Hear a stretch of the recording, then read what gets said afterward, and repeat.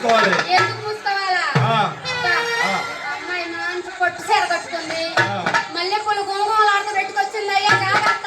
ఎందుకు కొట్టుకున్నా ఏం చేసినా మనకి పైన కింద కారిపోతుంది. ఏర్పాటు చేసిన బావ ఎవరు? శారదా. బావ పేరేంది? నాకు బాబా. నాకు బాబా పేజీ అయితే ఆ మంత్రి వేసిండు కానీ గాలి పెట్టలే. పై నుంచి కింద దాకా ఒకటే గాలిపోతుంది. నోరెందుకు మేమంటావా?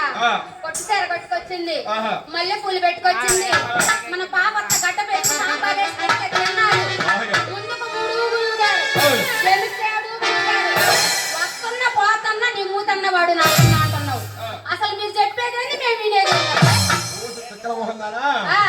ముందుగా మన గురుగారు గొప్ప గొప్ప కవులను పండితులను తలుచుకున్నారు. ఏందబ్బాయి? కవులు పండితులు. కవులు పండితుల? కవులు పండితులు గాయకులు ఎన్నో రకం అబ్బాయి. ఏంది ఎన్నో రకం కవులేంది? ఎన్ని రకాలు ఉన్నారేంది? ఏంది కవుల రకాలు కూడా తెలియకుండా ఎగేసుకొని అమ్మా. నుంచి వచ్చాడు ఎగేసుకొని. రకాలు తెలియకుండానే వచ్చాడా? రామాపురమేనా?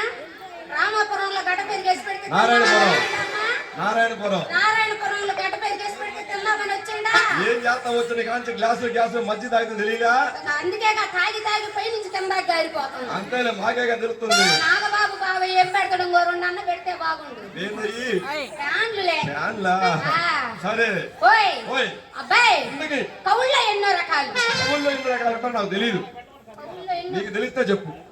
కవుల్లో 3 రకాలు ఉన్నారు అబ్బాయి. ఏంది కవుల్లో? నాకు తెలిసిన కవులు 3 రకాలు. ఏందమ్మో బాగా ఊపు ఊపు చెబుతున్నావు.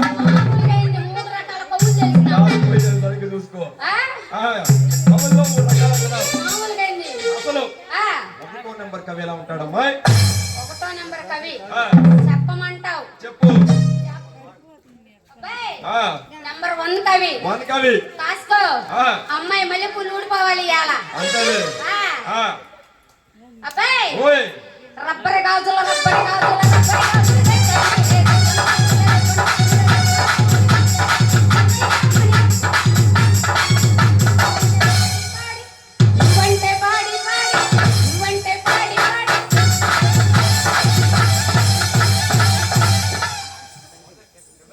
ఈ సచ్చినోడికి ఇయాల పాపత్త వద్దు వద్దంటే మామిడికాయ పచ్చడి అంత పెట్టినవి సచ్చినోడు ఈ రకంగా కొడుతున్నాడు. ఏంటి ఇయాల?